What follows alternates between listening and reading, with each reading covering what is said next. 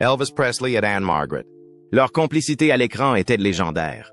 Mais leur scène de danse la plus torride dans Viva Las Vegas cachait-elle une bataille secrète pour les projecteurs? Aujourd'hui, nous révélons ce qui s'est réellement passé. Dans la salle de bal du Riviera Ballroom, baignée de soleil en 1964, le roi du rock and roll a rencontré une nouvelle rivale. Une actrice dont le talent brut et les mouvements électriques menaçaient de l'éclipser à chaque instant. Derrière les costumes étincelants et les fans à bout de souffle se cache un élément inaperçu. Un concours silencieux de charisme qui a failli réécrire la dynamique du pouvoir à Hollywood. Mais avant que les caméras ne tournent et que les lumières des chapiteaux ne racontent une histoire, une autre, plus provocante, se tramait dans les coulisses. Comment ce duo électrisant s'est-il formé? Et les étincelles ont-elles été instantanées, à la fois devant et derrière la caméra? La naissance d'un duo électrique.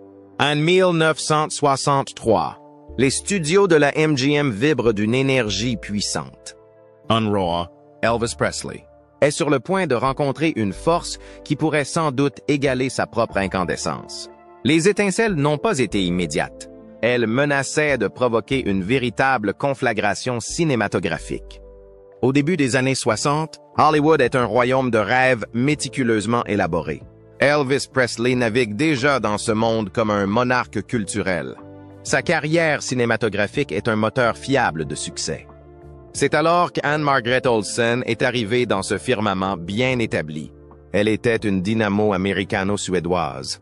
Son étoile a connu une ascension fulgurante après son rôle électrisant dans Bye Bye Birdie. Son énergie n'était pas une simple exubérance juvénile. C'était un courant tangible. Les dirigeants de la MGM, qui planifiaient leur somptueuse production Viva Las Vegas, savaient qu'ils avaient besoin de plus qu'un joli visage. Ils avaient besoin d'une co-star dont l'éclat ne serait pas éteint par la présence légendaire de Presley. Leur première rencontre est désormais gravée dans la légende hollywoodienne. Elle s'est produite sur le plateau vibrant et chaotique de Viva Las Vegas. Comme elle le racontera plus tard dans ses mémoires, Anne Margaret aborde cette rencontre avec un grand professionnalisme. Elle comprenait l'ampleur d'Elvis, tout en restant sûre de son propre pouvoir artistique naissant. Elvis, à son tour, l'aurait accueilli avec son célèbre charme sudiste, une chaleur qui pouvait désarmer. Pourtant, les observateurs les plus attentifs auraient pu remarquer une reconnaissance instantanée dans ses yeux. Ce n'est pas une starlette ordinaire. Anne Margaret est arrivée avec une formidable réputation. Son style de performance désinhibé et sous haute tension faisait déjà parler d'elle dans l'industrie. Le magazine Film Inc. a observé plus tard qu'elle avait manifestement surpassé en énergie ses trois précédents partenaires masculins. L'implication était claire. Beaucoup ont essayé de suivre le rythme. Peu ont vraiment réussi. Ce dynamisme inhérent à Anne Margaret la distingue nettement des autres. Il a ouvert la voie à une interaction unique avec Presley. Le même Film Inc. a suggéré qu'Elvis était peut-être le premier acteur principal à posséder le magnétisme nécessaire pour l'égaler. Il ne s'agissait pas simplement d'une question de célébrité. Il s'agissait d'une affinité enracinée dans un noyau élémentaire partagé de performance. Leur connexion a évité les plaisanteries typiquement hollywoodiennes. Cela s'est produit rapidement, selon des témoignages crédibles. Un lien profond s'est forgé, un lien immédiat. Elle a été cimentée par une compréhension profonde et intuitive de la musique. Anne Margaret elle-même l'a dit clairement. Nous avons vécu la musique de la même manière viscérale. Il semblait communiquer par le biais d'une langue tacite, le rythme. Cette puissante empathie musicale deviendra plus tard le fondement inébranlable de leur partenariat emblématique à l'écran. L'atmosphère qui régnait sur le plateau est devenue un sujet de chuchotement. Ce rapport palpable n'était-il qu'une simple admiration professionnelle entre deux talents exceptionnels? Ou bien des accents romantiques indéniables ont-ils commencé à se tisser dès cette première rencontre chargée d'électricité? Ces récits alléchants, qu'ils soient méticuleusement factuels ou délicatement embellis, ont indéniablement attisé les flammes de la perception du public. Un magnétisme irrésistible, presque fatal, attirait ces deux-là l'un vers l'autre. Le studio, on peut le supposer, a observé ces développements avec une grande satisfaction. Viva Las Vegas a été conçu comme un spectacle cinématographique. Son triomphe ultime reposait sur une indéniable alchimie entre ses principales vedettes. Le poids de l'attente était immense. Les enjeux professionnels étaient extraordinairement élevés. Pourtant, dès la première rencontre entre Elvis Presley et Ann-Margret, il était évident que l'ingrédient essentiel du film avait été obtenu sans effort. Ce qui s'est ensuite passé devant les caméras était bien plus qu'un simple jeu d'acteurs. Il s'agissait d'une mise à feu authentique, non scénarisée. Une fusion de personnalités intensément puissante menaçait parfois d'éclipser le film même qu'elle était censée servir. Cette connexion brute a créé un terrain fertile pour certaines des séquences musicales les plus mémorables jamais filmées. Imaginez que vous vous trouviez sur ce plateau. Que pensait Elvis lorsqu'il découvrait le talent d'Ann-Margret? Cette passion commune pour la musique s'est rapidement traduite sur la piste de danse. Mais l'un d'entre eux a-t-il vraiment surpassé l'autre? Donnant lieu à des scènes si torrides qu'elles sont devenues légendaires, la piste de danse s'enflamme. Quand Ann-Margret et Elvis Presley se sont rencontrés sur la piste de danse, ils n'étaient pas simplement des co-stars exécutant des pas.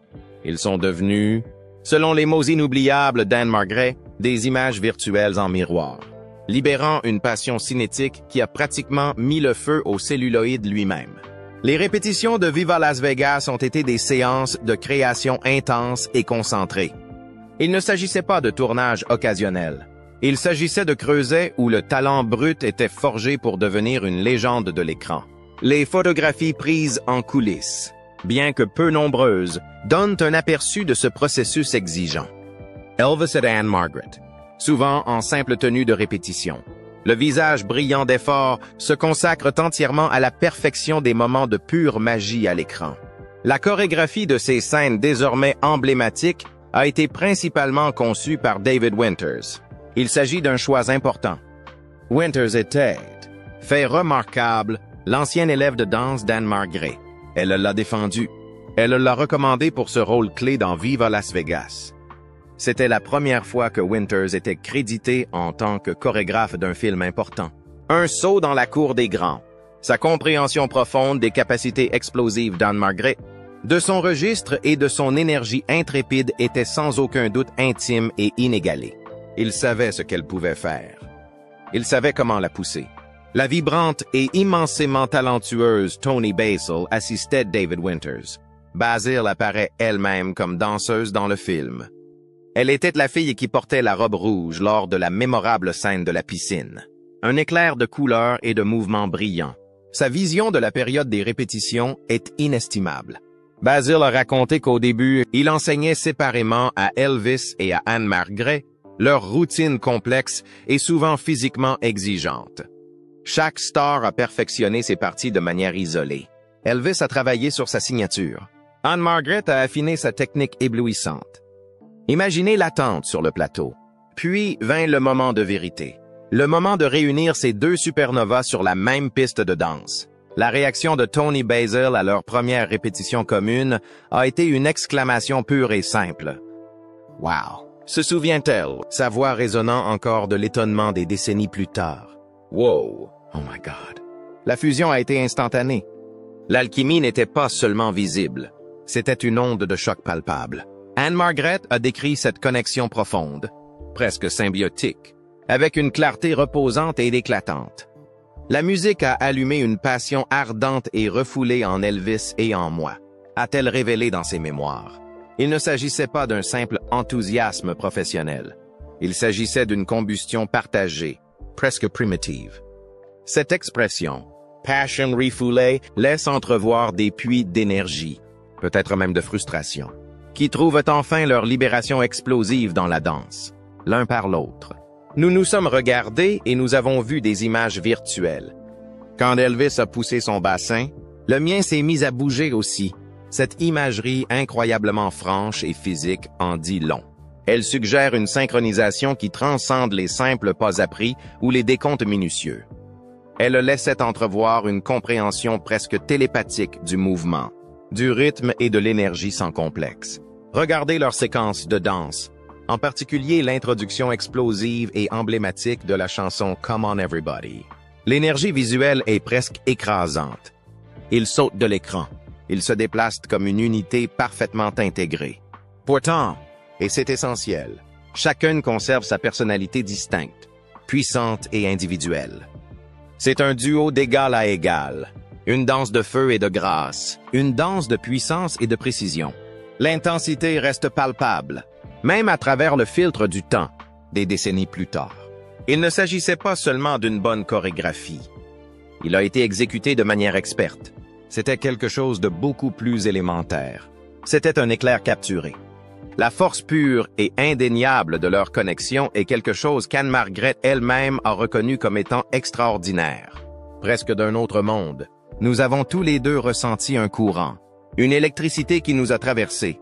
A-t-elle expliqué? Tentant d'exprimer une expérience qui défie peut-être le langage simple. Ce n'était pas une sensation que l'on pouvait facilement rejeter ou rationaliser. Il deviendrait une force que nous ne pourrions pas contrôler. Cette qualité incontrôlable est absolument essentielle pour comprendre leur dynamique. Elle suggère que ce que les spectateurs ont vu, ce qui a captivé des millions de personnes, n'a pas été entièrement fabriqué par des artifices hollywoodiens. C'est une véritable effusion. Un phénomène authentique et spontané qui s'est produit lorsque ces deux talents ont convergé. Avant même Viva Las Vegas, les prouesses exceptionnelles d'Anne-Margrethe en tant que danseuse étaient largement reconnues et de notoriété publique. La couverture élogieuse par le magazine Life de son rôle dans le film Bye Bye Birdie en 1963 déclarait avec un flair journalistique que sa danse torride remplaçait presque le chauffage central dans le théâtre.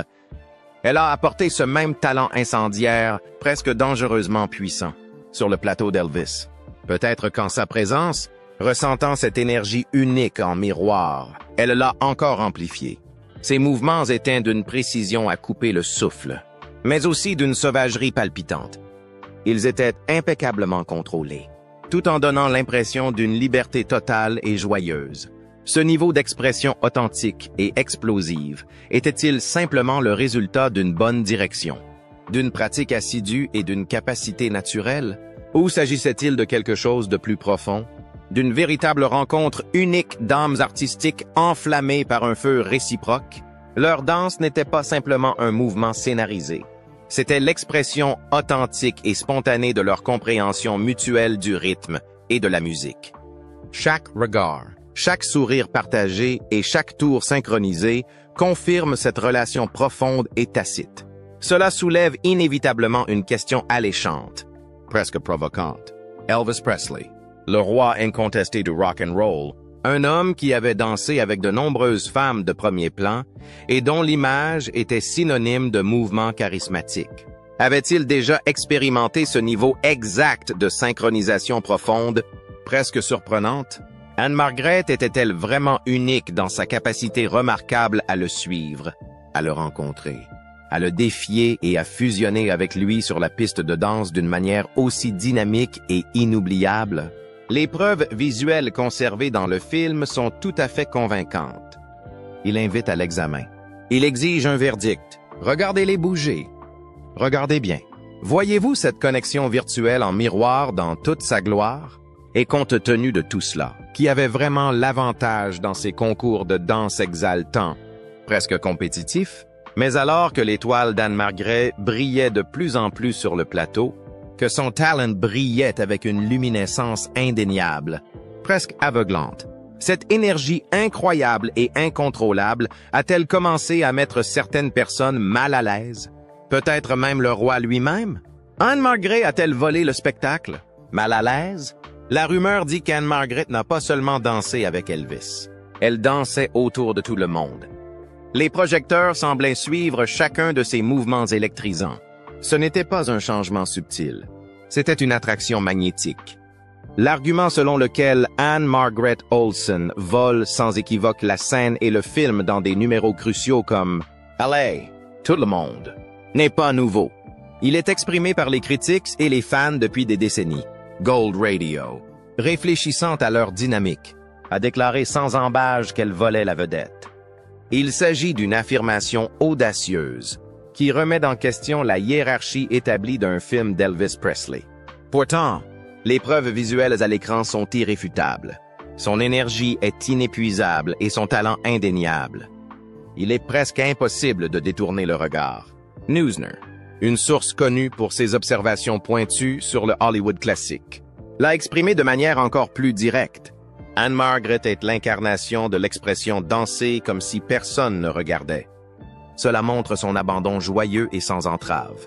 Mais elle le laisse également entrevoir une artiste si absorbée par son art, si maîtresse de son instrument, que la présence des autres, voire du roi lui-même, semble s'estomper à l'arrière-plan. Son talent attire l'attention. Il explose à l'écran. Le réalisateur du film, George Sidney, ne pouvait ignorer ce magnétisme. Des reportages sur le plateau de tournage font état de l'attention intense qu'il porte à Ann-Margret. Il l'a entourée d'innombrables angles de caméra. De multiples prises de vue ont permis de saisir toutes les nuances de sa danse. Des gros plans ont mis en valeur son visage expressif et ses mouvements dynamiques. Cette focalisation s'est parfois faite au détriment d'Elvis. Son temps de présence à l'écran s'est réduit. Sa présence s'estompait. Pourquoi un directeur expérimenté prendrait-il ce risque? La réponse est claire. Un talent exceptionnel exige d'être reconnu. Sidney a vu quelque chose d'extraordinaire. Il doit la capturer. Sa présence explosive est vitale, électrisante. Le cœur du film. Maintenant, considérons une observation curieuse de la part des fans.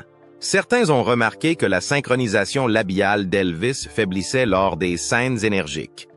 Distraits, même. Une théorie populaire suggère que la performance envoûtante d'Ann-Margret a détourné l'attention.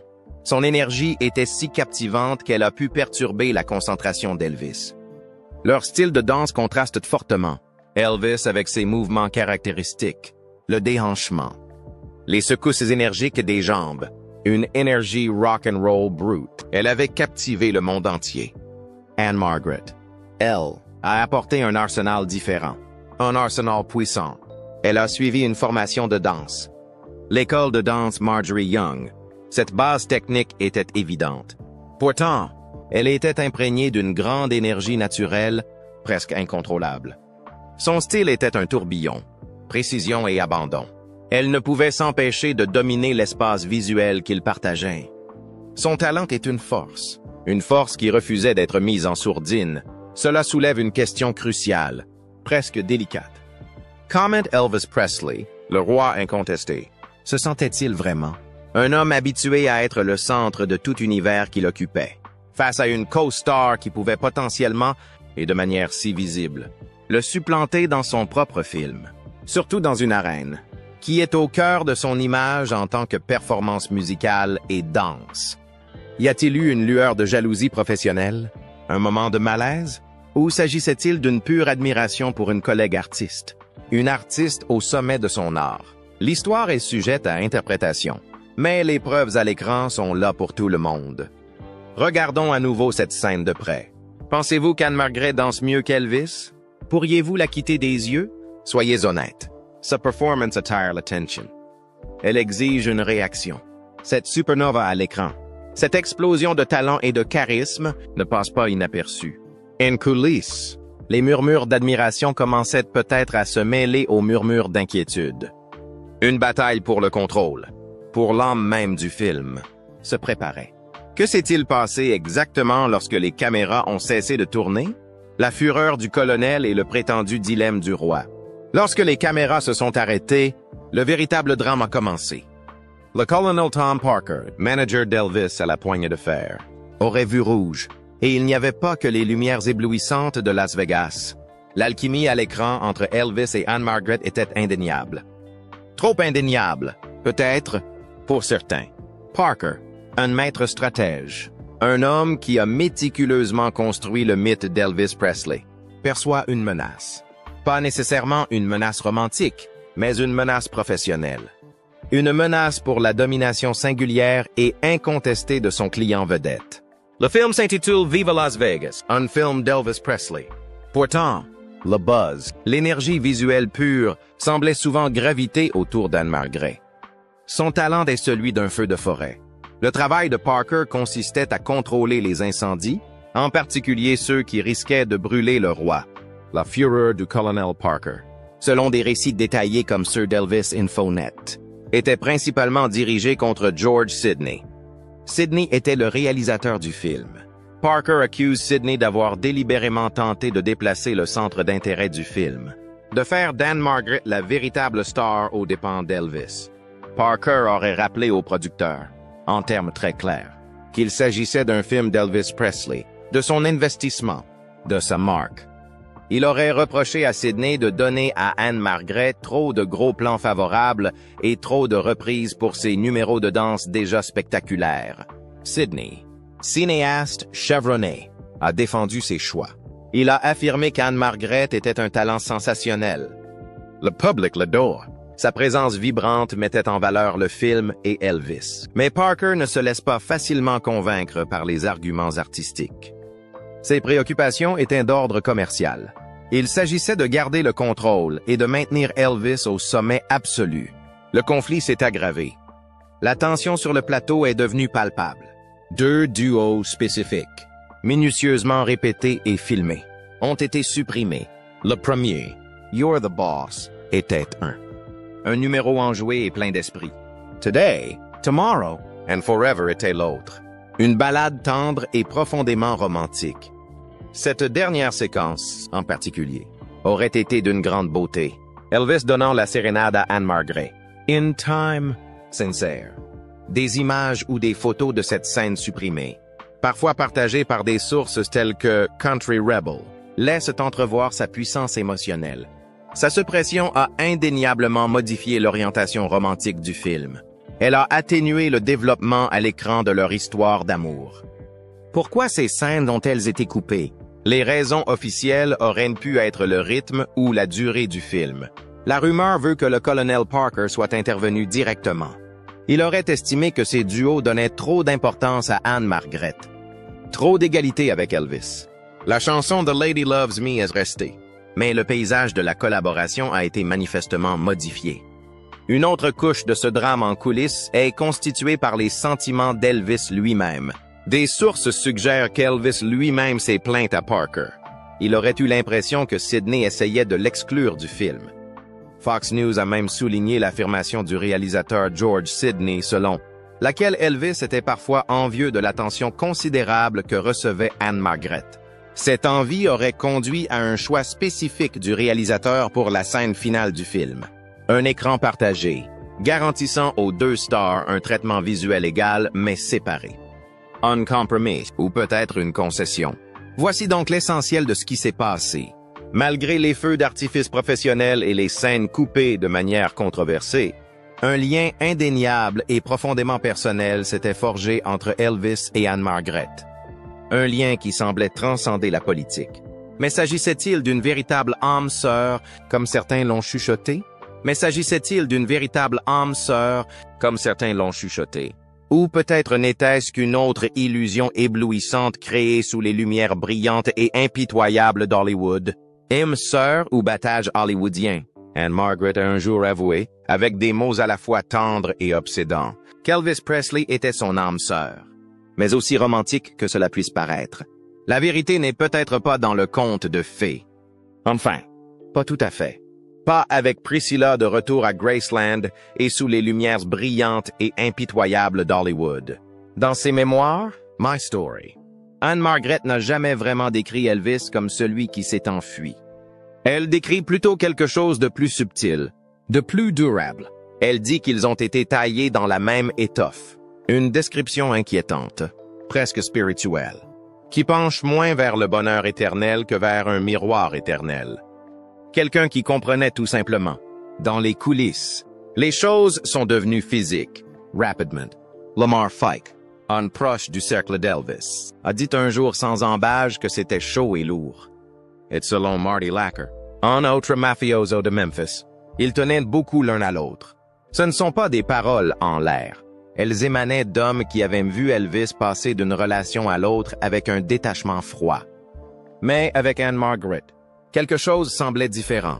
Leur intimité avait ses particularités. Sans code.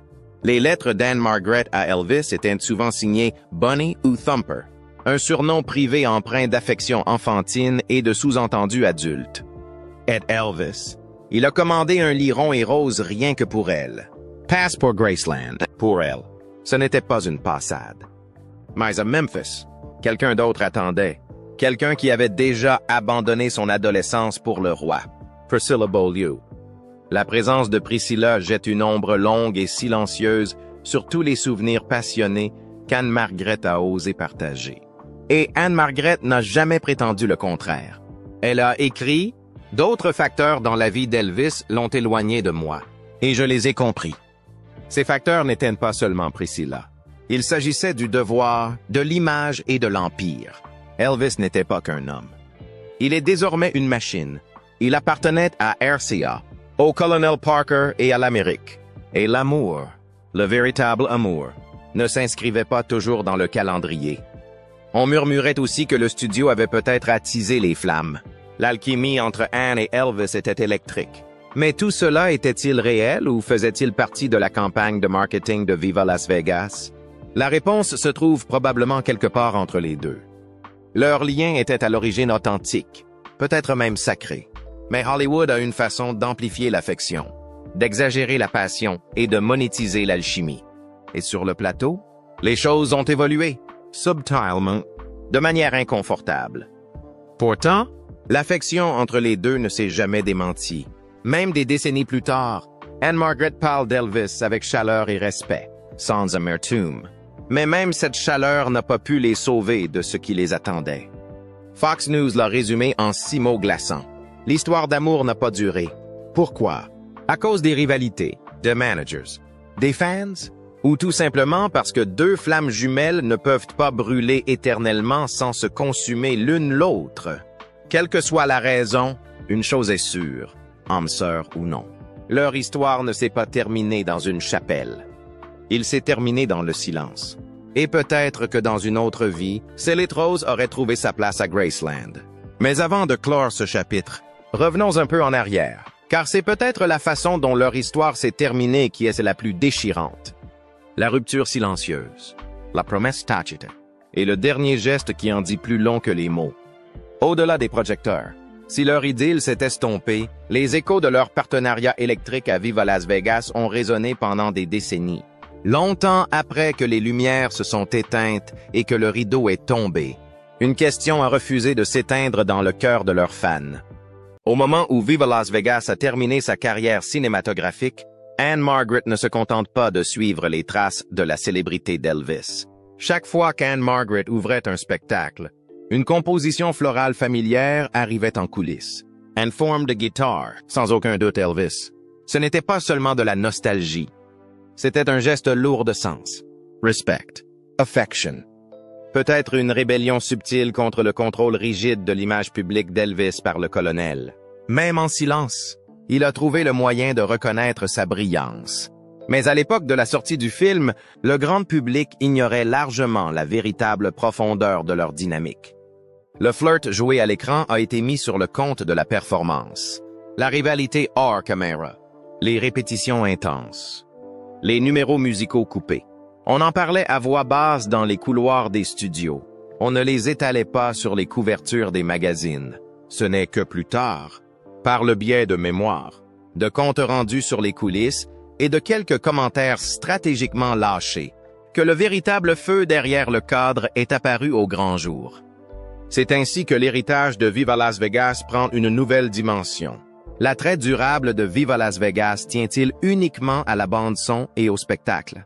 Où doit-il sa place dans l'histoire du cinéma, à cette tension à peine contrôlée, à ce pas de danse inexprimé? Certains critiques affirment aujourd'hui que l'alchimie entre Anne-Margret et Elvis compte parmi les moments les plus électrisants du cinéma. Une étincelle trop brute, trop réelle, pour être scénarisée. Les duos avaient-ils survécu au découpage? L'étoile d'Anne-Margret avait-elle brillé un peu plus dans ce récit? Les futurs films d'Elvis auraient-ils osé embrasser des personnages féminins plus forts et plus dynamiques? Cela aurait-il pu faire évoluer sa trajectoire de véhicules musicaux sûrs vers des films plus chargés en émotions? Ce qui est certain, c'est que quelque chose de rare a été capturé dans ce film. Un moment où 2 forces se sont rencontrées, se sont testées l'une l'autre et ont élevé l'ensemble de la production. Lorsque vous regarderez Viva Las Vegas aujourd'hui, en sachant tout ce que nous avons découvert, le verrez-vous encore de la même manière? Ou vous surprendrez-vous à chercher les regards qui se sont attardés un peu trop longtemps, les mouvements qui n'ont jamais été chorégraphiés, et la magie qui, malgré tout, a refusé d'être cachée? Alors, maintenant que le rideau est tiré, la vérité couvre sous les strass. Anne-Margaret ne s'est pas contentée de suivre Elvis. Elle l'a poussé, peut-être même au-delà de sa zone de confort. Ses mouvements sur la scène n'étaient pas une chorégraphie. C'était du feu, brut, provocant, magnétique sans équivoque. Et quelque part dans les coins enfumés de ce plateau de Vegas, l'équilibre s'est modifié. Le camp d'Elvis l'a remarqué et le colonel Parker est intervenu. Les scènes ont été coupées et l'énergie a été gérée. Mais à ce moment-là, le nom droit de la danse s'était déjà gravé sur le celluloïd. Ce que nous avons vu, c'est l'alchimie. Mais ce qu'ils ont ressenti, c'est la compétition. Leur histoire reste plus que des ragots. C'est une collision de stars, d'affection et d'ambition. Deux légendes en rythme, en rivalité. Revenez en arrière. Regardez à nouveau Viva Las Vegas. Regardez ses pieds. Surveillez ses yeux. Alors posez-vous la question suivante. Anne-Margaret a-t-elle surpassé le roi? Dites-le nous dans les commentaires. Et à la prochaine fois.